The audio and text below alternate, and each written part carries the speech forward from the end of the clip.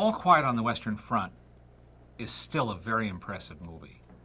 It was made at the very beginning of the talkie era and featured young actors who were not seasoned, not experienced, but that was part of the plan because they wanted to show these boys, little more than boys, going off to war with a rah-rah attitude, glory in their eyes, and then encountering the reality of war.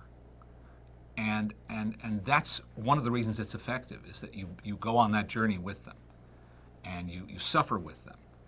I think audiences of 1930 responded to All Quiet on the Western Front much as audiences almost 70 years later responded to Saving Private Ryan.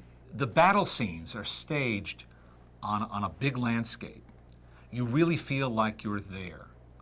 It's called an epic film because it's epic both in its ambition and in its scale.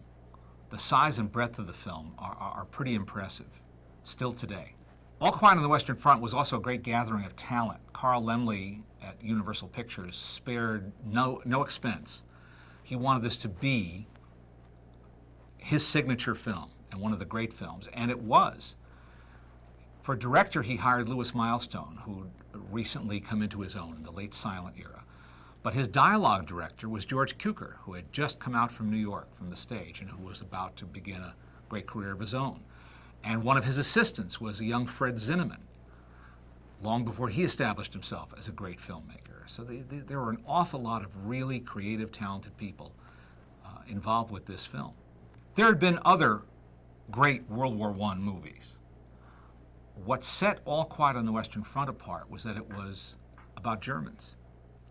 It was about the people who had been our enemy just a scant 12, 13 years earlier. And it shows them as human beings. And there's a great scene where they talk about the folly of war.